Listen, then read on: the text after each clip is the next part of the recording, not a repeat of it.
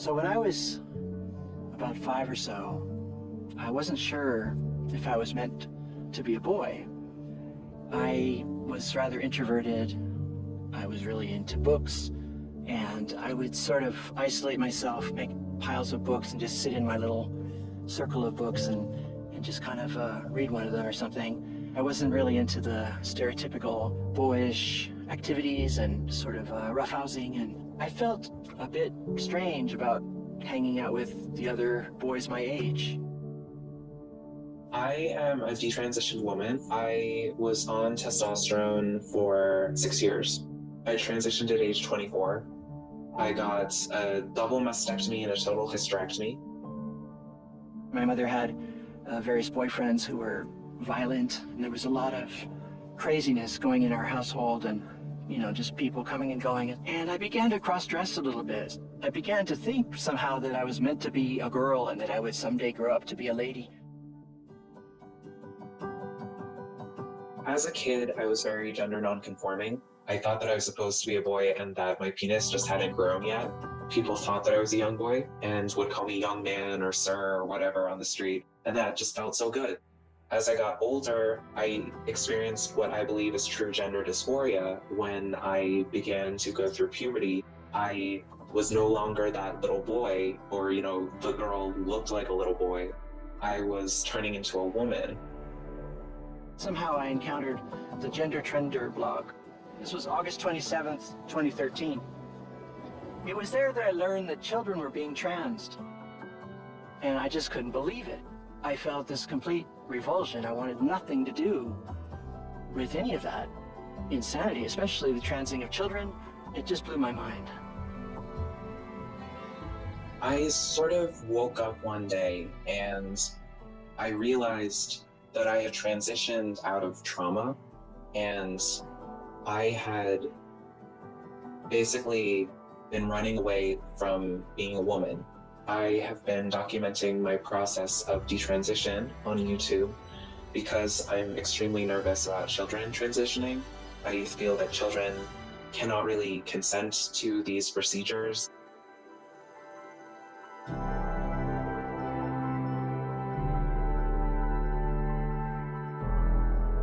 I've been taking very serious interest in developments in the United States with regards to gender ideology and the movement that's driving that. And of course, I've been taking a very similar interest in the same movement in the United Kingdom. In just 13 years, we have had an explosion of the incidence of this concept that you're born into the wrong body. And these transgender clinics have popped up to offer services throughout the country. The state-level fights on gender identity policies are really just getting started. In regards to children, the first laws pushing back against the loophole through which total affirmation of a child's gender identity claims were put forward, and the first was in South Dakota, the Vulnerable Child Protection Act. I am transgender, I have completely medically transitioned, and I do not have a dog in this fight. I'm trying to save your kids. The idea of the Vulnerable Child Protection Act was to prevent people going down that path until they were at least 18 and could be more mature to make these decisions.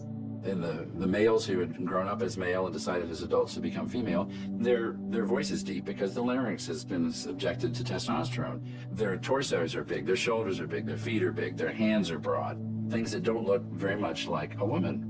And so they said, if we stopped it before we ever got there, that would be ideal. And that's what drives the puberty blocking, is the wishes of the adults who have not been happy with what their bodies did on their own, and they don't want that to happen. This means that any male who just declares themselves to be a female can go into a female prison or can compete in female sports or any other public arena where sex used to matter. They can just self-identify into them. There was a conference some years back in Yogyakarta, and they came up with the Yogyakarta principles, where a group of LGBT activists also got together with some gender identity activists. They created a blueprint for, what would be your ideal policy set. My 16-year-old daughter has been trans-identified for the last 3 years. The very first day that I discovered that my female daughter thought that she was a male, my very first gut instinct reaction is to call the pediatrician. I am a pediatrician at the Upper School of Medicine, Brown University in Providence, Rhode Island. My she, her, they, them pronouns, and gender fabulous kids are who I work with. We should be listening to kids and listening to parents, because you can't treat a child without working with the family in whatever shape and size and configuration the family is. My son lives about 5 hours away. He's 11 years old now. At about the age of 4, I started noticing that he was having interests in what would traditionally be called girl things, like dolls and princesses. At around that time also, his mother put him through some testing, and he was diagnosed with autism. For a 6-year-old, there's no intervention that you're going to be making other than a social one. So using their names and pronouns, allowing them to dress as they feel comfortable. For a 16-year-old, the story is quite different. My son, he has expressed to me that he doesn't want to develop into a boy. He doesn't want to go through puberty. He doesn't want to become a man. He's uncomfortable being a boy. He has a fantasy of taking a potion and being like Peter Pan. They were laying on the pressure more to my son's mother that if we don't do this soon, your son is going to miss his opportunity to transform. The window's closing, and if your son reaches biological puberty, you're going to miss the opportunity for him to be the person he really wants to be or can be. When we're speaking of rapid onset gender dysphoria, overwhelming probability that there was something messy going on in the family, a bad divorce or something like that. There's those kind of underlying issues that need to be dealt with. And the understanding was that since they're tied together, perhaps proper psychologic investigation and support toward helping those mental health issues, overcoming the traumas, the adverse childhood events, helping the family dynamics, that when you help correct those, you also will be helping to correct the gender dysphoria. But that's the idea of watchful waiting.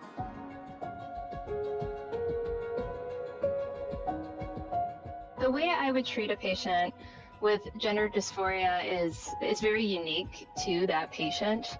I think the primary goal that I have when I'm first evaluating a child who's coming in with gender dysphoria is just getting a sense of how they're feeling, validating that feeling, and then kind of exploring where that might be coming from, whether or not there's any underlying issue or trauma or circumstance that may contribute, and then to have a really sincere conversation with them and the family about how we might want to move forward from there. Gender is sort of this idea, a concept of masculinity and femininity and how we see ourselves and how culture sees us in those type of roles.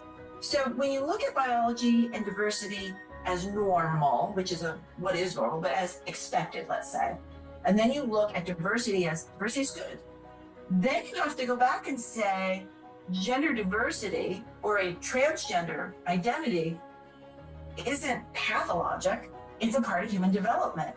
And it's a section of human development where some person's biological, external, visible parts at birth didn't match the biology and the internal gender that was growing and evolving inside them. Little boys should be baking and they should be able to play with dolls, and little girls, they can play with trucks.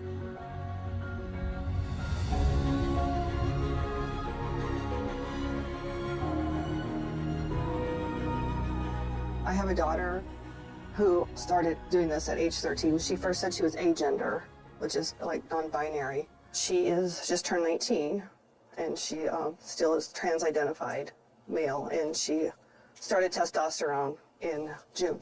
And we saw a psychiatrist. She said that this has been around for thousands of years, it's just coming out of the closet, and that if I don't go along with this, that she could likely commit suicide. She said that right in front of my daughter.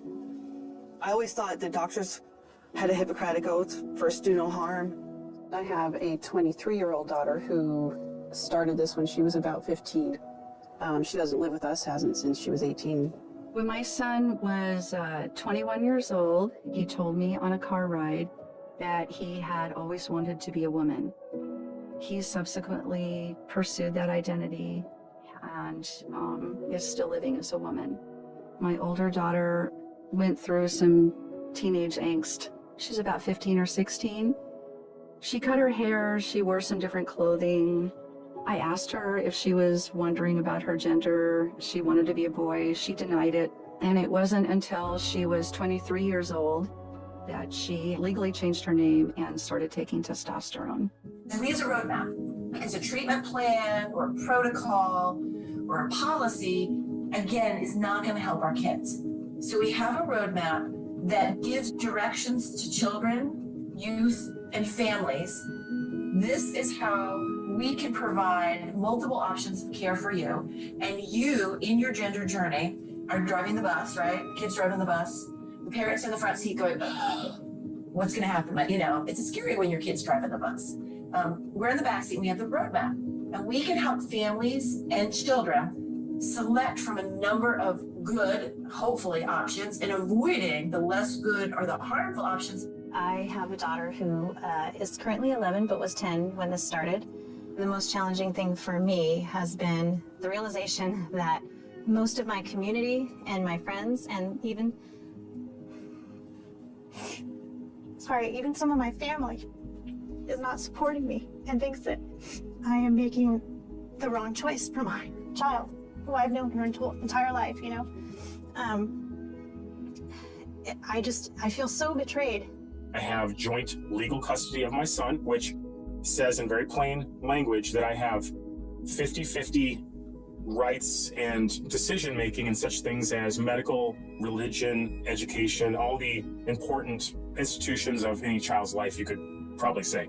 I would argue that if you take away a parent's ability to ultimately have a say in your child's most important parts of their lives and their biggest choices, you know, take away the authority you have over your children in general, then you are undermining everything that makes families work. I knew she needed help.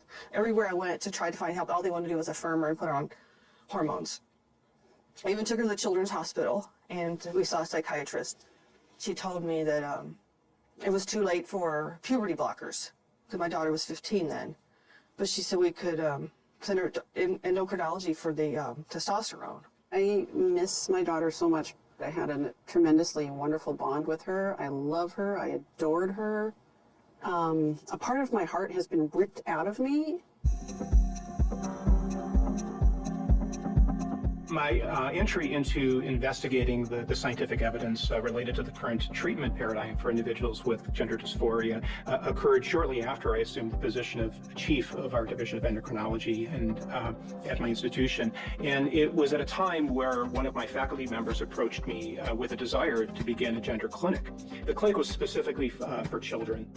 The Endocrine Society guidelines had already been published for several years. The World Professional Association for Transgender Health, WPATH, had several iterations of their recommendations. It's actually based on a very old trend which happened back in the late 1970s at Johns Hopkins. John Money was a faculty member at Johns Hopkins, had been there since the early 1950s.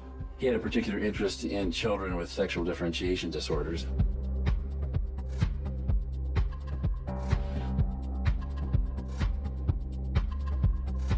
It was his concept that gender was sort of the internal sexual identity that was established at some point in time. So if you look at medical literature prior to 1950, 1960, gender wasn't a word in medicine, it was a linguistic term. His idea was that there could be people who had a sense of sexual identity that was different than their biologic sex. And he applied this originally to adult patients, and he had a cadre of adult patients, which he called transsexuals, who thought they were born in the wrong body. I do see some families that have children in them, or even adults for that matter, that have gender identity issues.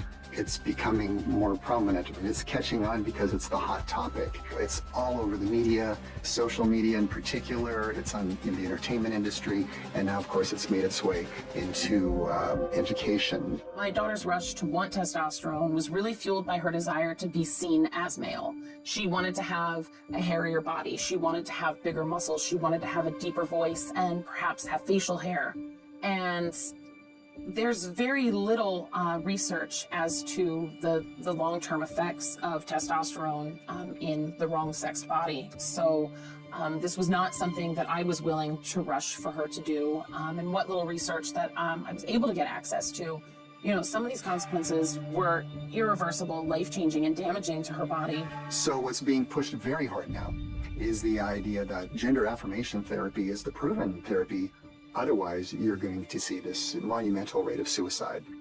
Or as is told to parents too often, do you want a live son or a dead daughter? There is no long-term evidence showing gender affirmation therapy reduces suicides. It's not there.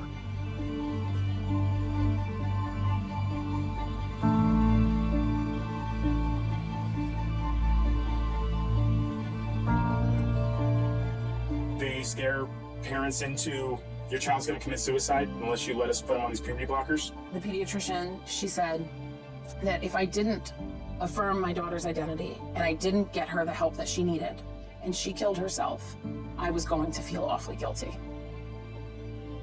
And right in front of my daughter. She was being socially transitioned by the school without my knowledge. She got in to see the special therapist, and they really pushed that this was such a great therapist. And I know now that this therapist had been calling my child a boy and using their, made-up name. In terms of studies that we have out there for gender dysphoria, I think that some of them are limited in smaller numbers. I think the overall consensus is, and there have been some good studies done, that there is a very, very high risk for increased rates of suicide or attempted suicide in children who are transgender specifically.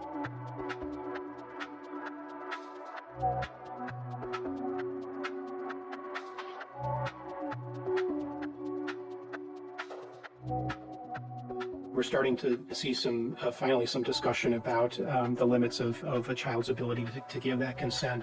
And when you're being told by a medical professional that this is something that's good for your child and to not do this is going to be harmful, it's very, very difficult for a parent to challenge that, especially if they don't have a medical background. Parents are very protective of their children and they want the best for them. And many times that they will know that, or at least feel that this is not the right approach, but they really don't have an ability to challenge that. The reality is, we don't have any long-term studies in children, and there's a very good reason to be concerned about the outcome. Specifically, that some of the largest studies that have been done with the longest follow-up have shown that suicide rates remain markedly elevated after you undergo these affirmation interventions. There's one study, and that's the study by Deshny. They followed up every person who had gone through trans surgeries from earliest times through, I think it was 2007. There were some 324 people of both sexes who had been through the process, and they were included in the study. There was a 19 times higher hazard of suicide, of completed suicide. This is in the context of Sweden, which was by far the most welcoming, accepting society of transsexualism, even through the 70s. If you look at the package insert, this is what is required by all drug manufacturers to put all the information about risks and benefits of their particular product. In the package insert for the puberty blockers, they mention as a side effect changes in mood and depression and suicide risk. The concern about depression and suicide is real. That's not to be dismissed. We ought to think very hard about what and who is driving this extreme trans activist agenda. One thing that is particularly striking is that as soon as anybody expresses any kind of mild criticism or any type of considered criticism or raises any doubts, they are denigrated as transphobes and as haters. I was kicked off Twitter in 2018. I had been speaking out about gender identity, ideology, and legislation on Twitter. I had been writing about the issue on my website. I didn't say anything antagonistic. I definitely did not think that I was breaking any Twitter rules, so when I was kicked off, I was really quite shocked. What I had said was, men aren't women. I had said that as part of a thread that I was engaged in on Twitter. It wasn't directed at any perfect person. So I wasn't saying to somebody, you're not a woman, you're a man. I'm a former evolutionary biologist. I left academia partly related to a lot of the more controversial essays I've been writing, and there's a lot of pushback to people in my field. It's happened quickly, sort of on all our radars, but it's been a slow burn. It's had a long fuse in the universities. The humanities departments, the women's studies departments. Queer theory is one of the main drivers, which is this notion that they need to sort of try to destroy and take down any notion of a binary. They try to blur the borders between things because they think that a lot of these notions of male or female, man and woman, these are constructed by people in places of power, and they were saying biological sex itself is, these categories aren't real, male and female, and it's just all, just all on a spectrum. They all just kind of blend together. This was just an absurd claim to me, and that's where I started staking out my territory, because I'm a biologist, and so I know what the biology is of biological sex. People say, well, sex can't be a binary, or there's more than two sexes, because some individuals are intersex, and they have either ambiguous genitalia, or they have different chromosomal configurations. This conflates the notion of what biological sex is. It's related strictly to whether or not you have testes versus ovaries. Then many of these intersex conditions are examples of variation within a sex and not variation of sex itself. It just means maybe certain individuals, incredibly rare individuals, might not fall neatly into these categories, male and female. We don't need gender for anything. I mean, when we're talking about material reality, all we're talking about is whether or not you have a male body or a female body. And then you can have whatever personality you want. You can wear whatever clothes you want. There's great fear on the side of the trans activists that when truth is out, when they are challenged with science to their face, they have no leg to stand on. So they avoid dialogue at all costs. I've been told that I am not a nice, inclusive person for saying that the law needs to be able to recognize sex. And not just me, but all the women who don't believe that human beings can change sex. We went to the Supreme Court. We had filed a brief in what was then the Harris case. It's now known as the Bostock decision. And our concern was, so there was a man named Amy Stevens who wanted his employer at a funeral home to allow him to present it as a woman at work. And what this meant was that he wanted to follow the women's dress code and use the women's facilities. So we went to have a rally with the folks who represented the funeral home and with a wide range of sportswomen, parents of children who had transitioned. It was hours and hours of just being screamed at through megaphones at really close proximity. There are doctors in the U.S. who will go to work today and oversee the chemical castration of little boys, who will put 14-year-old girls into menopause and give troubled young girls cosmetic mastectomies. One of the things that I was talking about when I got up to speak, and it was, I'm so sorry.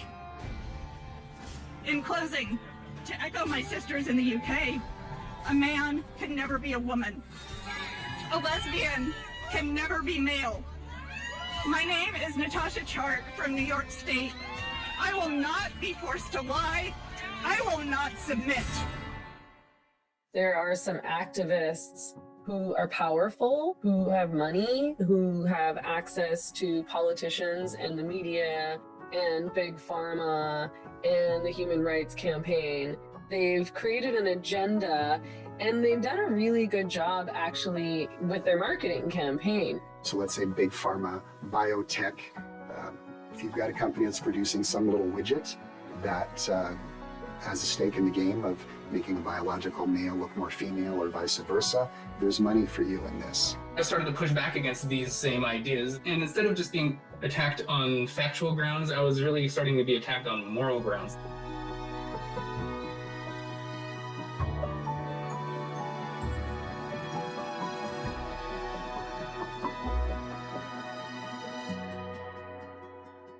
They weren't really saying I was wrong. They were saying that I was not only wrong, but a really bad person, that I need to be quiet. This is not my space. And that just didn't sit well with me, because the reason I wanted to be in academia in the first place was because I thought that was sort of the area that you go when you want to pursue truth. I was supposed to talk at the University of West Australia. I was invited to come and speak in Sydney and in Melbourne and Brisbane and Perth and Canberra. My talk was shut down on the campus at the University of West Australia in Perth by demonstrators. I was to give grand rounds at the Susquehanna Medical Center, and I was canceled on Tuesday before my presentation on that Friday. Most sort of open-minded liberal people think, wow, they're just being themselves, let them be themselves. Think about it a little bit more deeply. You know, this child, would you give this child a car? Would you let them go buy drugs? This is a child, they don't have mature judgment. So gender dysphoria doesn't necessarily mean somebody is trans. I was, the textbook case, young kid who acted like a boy, identified as a boy, told people that she was a boy, and, felt gender dysphoria during puberty, and yet I still ended up detransitioning because it wasn't right for me, because I'm not supposed to be a man. I came out as bisexual, and then later I came out as a lesbian. I was still using the name Tara. I was still, using women's restrooms. And I thought, why am I pretending any of this stuff? That evening, after crying for a while, I just realized I'm not going to play along with that anymore. I don't care how people perceive me. My name is Hachi, I'm a man, and that's all there is to it. As simple as that.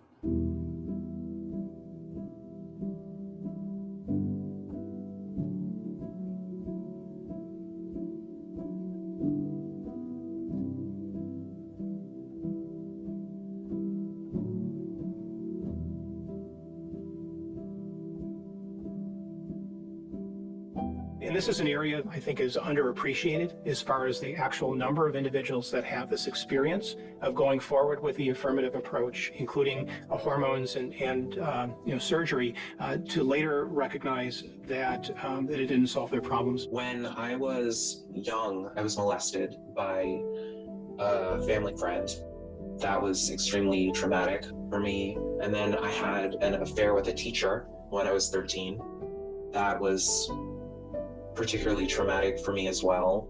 And then I had an abusive sexual relationship with a therapist, and that was extremely traumatic to me as well. And that's around the time when I started identifying as trans, because he said that I seemed like I was trans. He was trans too.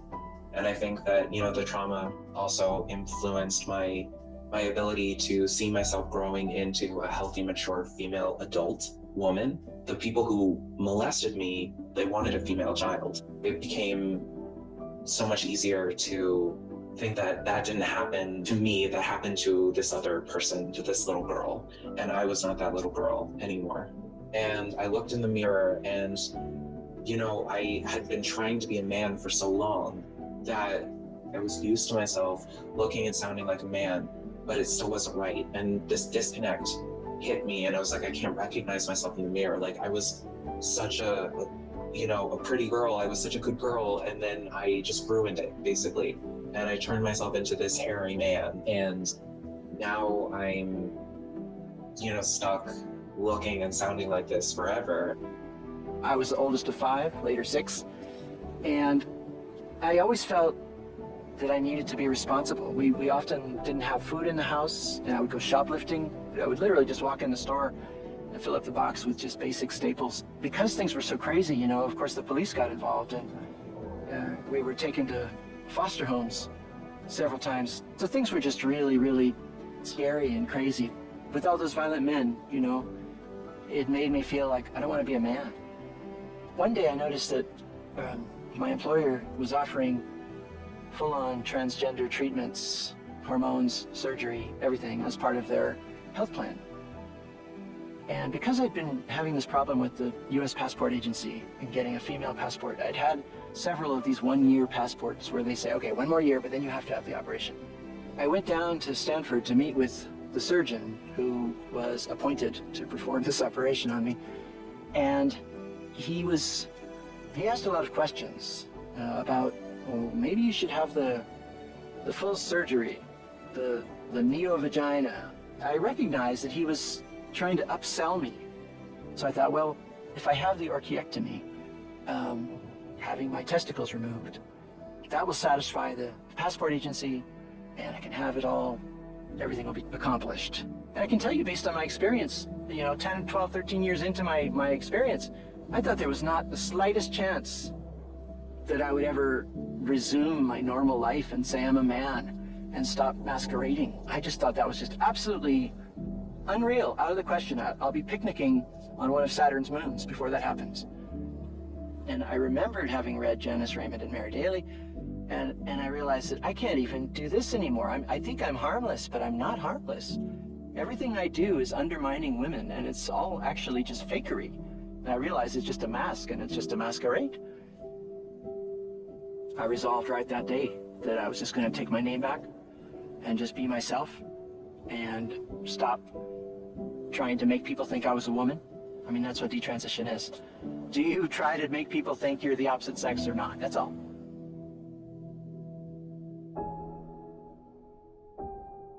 Right now, the data suggests and continues to suggest that kids that go on blockers will stay on them and probably go on gender-affirming hormones or explore some aspect of a gender-diverse identity. But that's the benefit of blockers, is you don't have to decide. And they're safe. And you have time and room to figure things out, and your parents have time and room to figure things out. And nothing's permanent. It's the pause button on puberty. Commonly, almost all individuals that are put on puberty blockers eventually go on to take cross-sex hormones. One point I think that's really important, to recognize is that you can't say that it's reversible either, puberty blockers.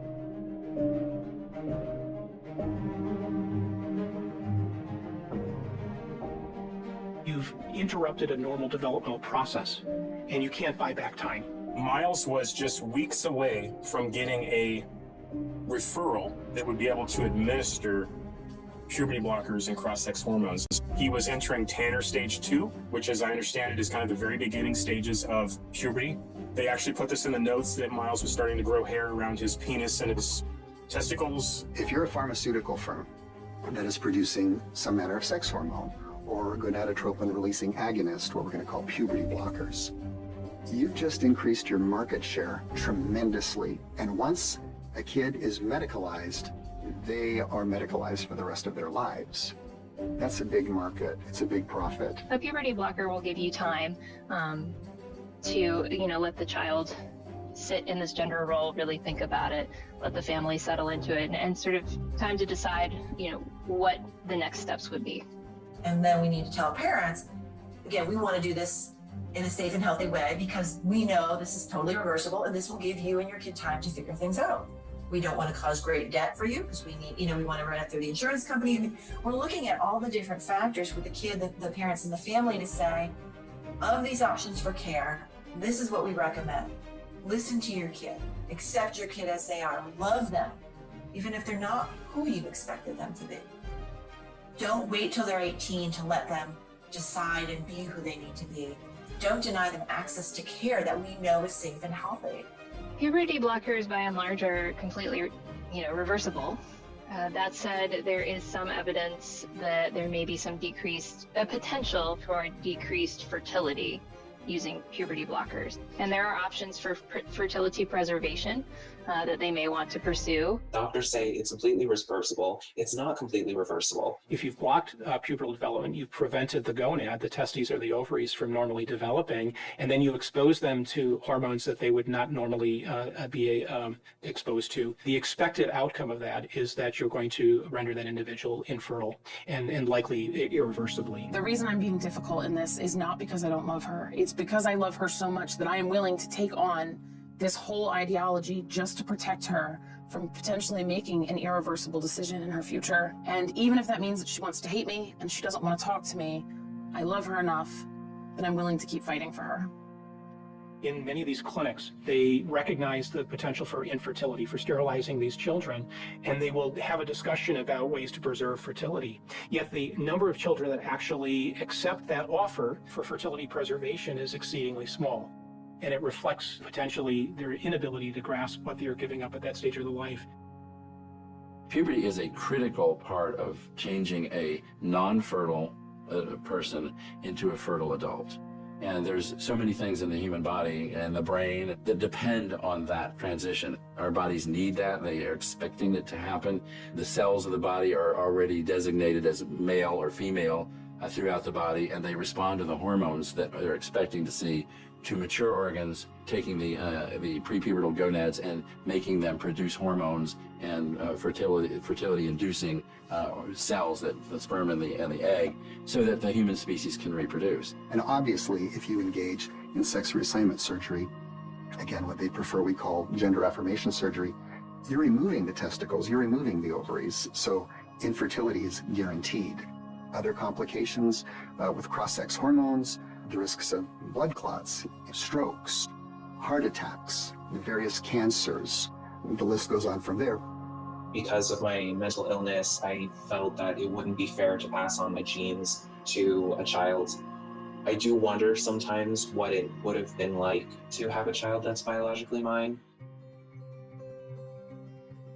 A child and a parent, at least one of the parents, is going to have to demonstrate that they understand what it is we're doing, what the risks are, what the benefits are, and give that informed consent for that intervention. I didn't know about the true dangers or potential risks of testosterone use in women.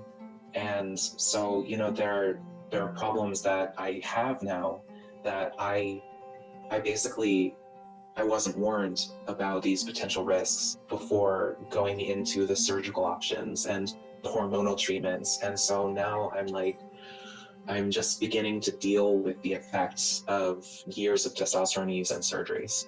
Now, after somebody has had pubertal blockade, and then they've gone on to have cross-sex hormone therapy, they are then, traditionally, when they reach the age of 18, again, that's being challenged and offered at younger and younger ages, is to have surgical interventions to further facilitate the transformation of the physical appearance of the body to conform to the desired sexual identity. The majority of patients that have surgical interventions, it's going to fall into that category as far as top surgery. A smaller percentage of them will desire to have what's referred to as bottom surgery, to have surgical intervention to change the appearance of the external genitalia.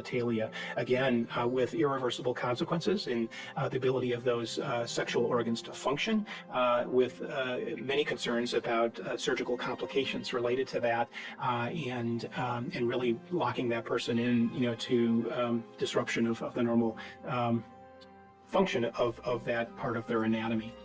A biologically female body will now be given large amounts of male testosterone. The way that's approached is to say it's the normal level of testosterone for a male. That may be true, but for a biological female body, that's enormously more testosterone than it would ever see, short of something like an endocrine tumor. I mean, the phalloplasty surgery can take up to 9 months of recovery time. Some trans guys have to learn how to walk again.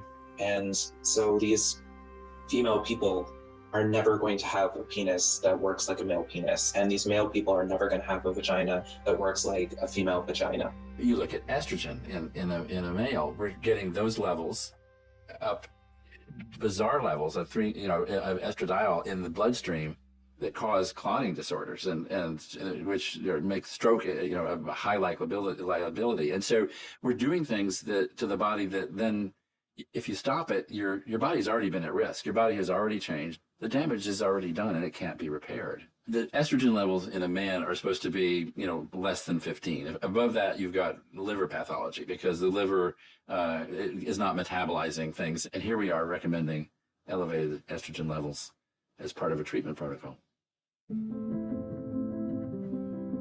There was a landmark ruling recently by the High Court as a result of a judicial review brought against the Tavistock with respect to its prescription or its referrals for prescription of puberty blockers for children and young people. And this judicial review was brought about by a young woman called Kira Bell and a co-claimant called Mrs. A, who was taking the action on behalf of her child. And Kira had been referred to the Tavistock at the age of 15, at a time when she was suffering from depression, anxiety, and social isolation. At the age of 16, she was given puberty blockers, followed by cross-sex hormones at the age of 17. When she reached the age of 20, she had got fed up with using the breast binder that she had purchased and that she was using to flatten her breasts. She thought it would be an appropriate thing to have her breasts amputated. And so at the age of 20, she went through with a double mastectomy. Not long afterwards, she realized that she'd made a serious mistake, that the decisions she had made during her teenage years had been rash decisions and ill thought through.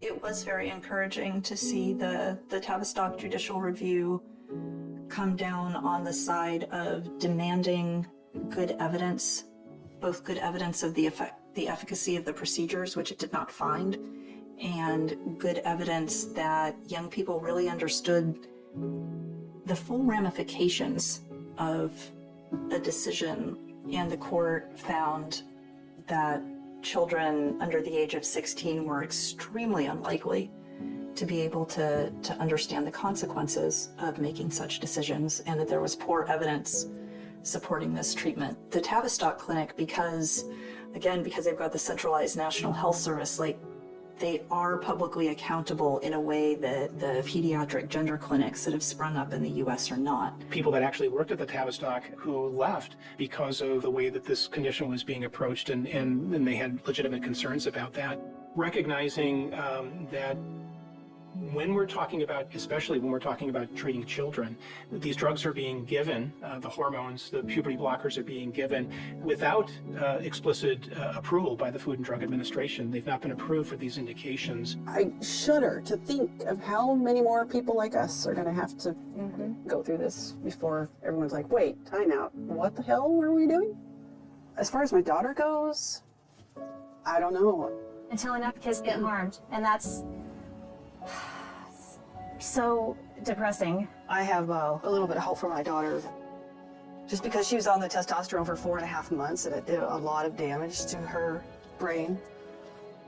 Because she had some underlying issues, she should never have even been prescribed testosterone, but that doesn't matter to Planned Parenthood. So she has a lot of memory problems now, and that really bothers her. For society, I think people are going to wake up slowly as we get our stories out, and they get to hear the truth, and more of the detransitioners are able to get their stories out, and hopefully some, medical lawsuits come about from all the harm that's being done. I was able to find an attorney in Minnesota who is an absolute godsend.